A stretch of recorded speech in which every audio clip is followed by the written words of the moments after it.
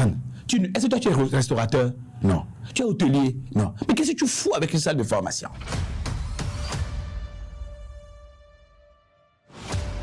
Il y a des gens qui ont une petite idée de la chose et ils ne le font pas eux-mêmes. Si vous voulez franchir un cap supérieur dans votre aventure entrepreneuriale, arrêtez de vouloir faire les choses par vous-même. La plupart des gens pensent que se débrouiller, c'est faire des conneries. Non. Il y a des choses que tu ne sais pas faire. Laisse les experts t'aider. Il y a un domaine dans lequel tu es l'expert. C'est toi qui as la solution. Et tes clients te le reconnaissent. Tout le reste là, laisse faire. Hey, salut, je suis Herman Kako et c'est un plaisir pour moi de vous retrouver pour ce numéro 3 de votre podcast, le Café des Entrepreneurs. J'ai besoin de prendre un café avec vous aujourd'hui en partageant une expérience très douloureuse, mais profitable et efficace que j'ai vécue en 2021 à Dubaï. J'ai commis une erreur qui m'a coûté 327 millions de francs CFA. Je dis bien 327 millions de francs CFA et je vais partager avec vous cette expérience. Comme je dis, elle était très douloureuse, mais elle m'a permis de pouvoir grandir en tant qu'entrepreneur. Alors, qu'est-ce qui s'est passé? Avant que je ne puisse vous dire ce qui s'est passé, est-ce qu'on commençait par les leçons? La leçon que j'ai tirée de cette erreur. OK? Vous savez, nous les entrepreneurs, on a cette capacité extraordinaire à do it myself. Tu vois? On veut faire les choses par nous-mêmes. On veut réussir par nous-mêmes. Vous savez peut-être pas, je suis en train de tourner ce podcast dans les studios de PodLab. PodLab, tiens, c'est une initiative extraordinaire de Benny Tossou, un entrepreneur très dynamique. Je profite de l'occasion pour lui dire big up, hein, il est là, juste en face. Je lui dis bon, bravo, parce que tu fais quelque chose d'extraordinaire. La question importante est de savoir pourquoi je viens tourner ici. Eh bien, tourner chez Benny parce qu'il est un expert. Et quelle est la leçon que j'ai tirée de mon expérience à Dubaï? Vous savez, parce qu'on veut do it myself, on veut le faire, ou do it yourself, on veut le faire par nous-mêmes.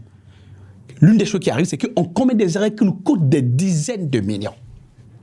Donc l'expérience était très simple. On devait aller à Dubaï pour aller faire un executive leadership workshop à Dubaï.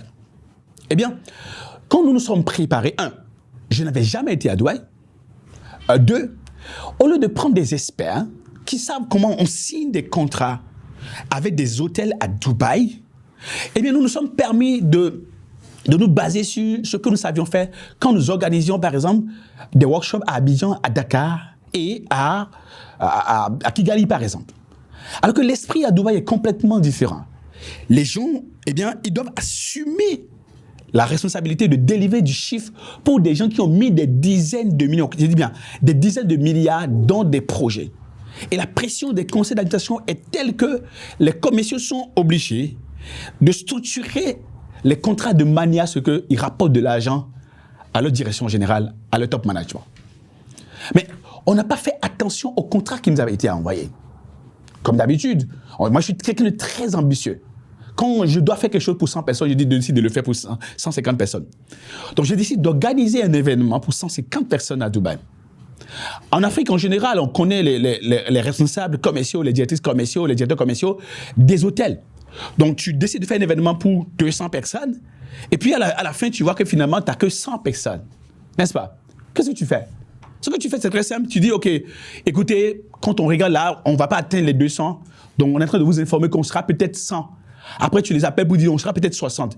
Et ils sont flexibles. Mais à Dubaï, qu'est-ce qui s'est passé? On a signé le contrat pour 150 personnes. Et quand finalement on a eu 115 personnes, on allait les voir pour leur dire, les gars, on n'a que 115 personnes. Et ils ont dit, OK, vous avez 115 personnes? It's OK, no big deal. Il n'y a pas de défi, vous avez 115 personnes, mais we do it by the book. Bah, je comprends pas. You do it by the book, what do you mean? Ils disent que eux là, c'est ce qui est écrit dans le contrat là, et ils suivent ça à la lettre. Et le contrat dit que 30 jours avant l'événement, nous on devait avoir payé 100%. Donc c'était même pas la peine de venir leur dire aujourd'hui que nous on est 150, on a signé pour 150 et qu'il n'y a que 115 personnes, on ne paiera que 100 pour 115 personnes. Qu'on doit payer entièrement. Ils ont même dit que si on décide même d'annuler l'événement, on leur doit déjà l'entièreté du montant. J'ai attrapé ma tête, j'ai dit, OK, tu sais, Herman, tu es très intelligent. You're very smart, you know, tu sais faire bien les choses. Mais on ne fait pas les choses par soi-même. Vous savez, si vous voulez franchir un cap supérieur, je dis bien, un cap supérieur dans votre aventure entrepreneuriale. Arrêtez de vouloir faire les choses par vous-même. Il y a une chose extraordinaire qui m'est arrivée. Je crois qu'on était en 2008, si mes souvenirs sont bons. 2008, si mes souvenirs sont bons.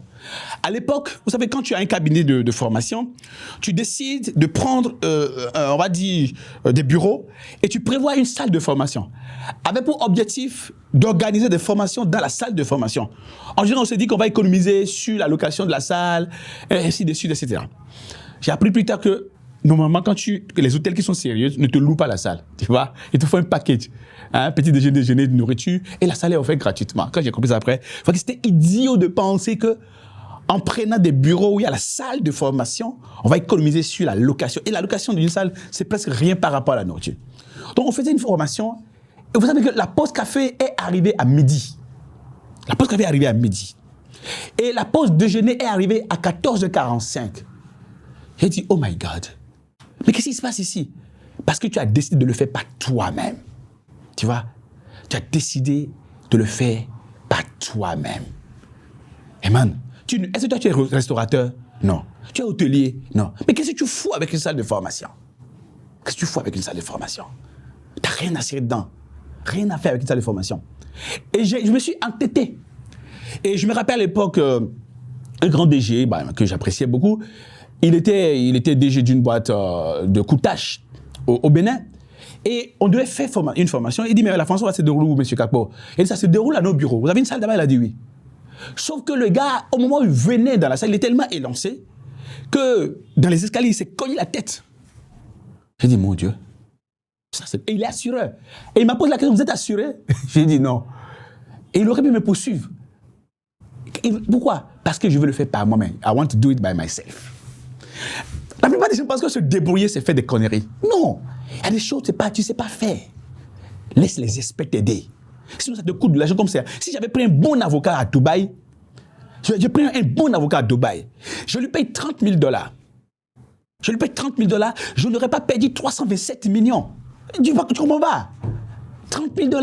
Et finalement, quand j'ai pris les renseignements, oui, combien il faut pour prendre un avocat à Dubaï, pour que dans le cas où, effectivement, je ne peux pas couvrir les charges pour 150 participants, on puisse négocier pour venir à ça. On met une clause là-dedans.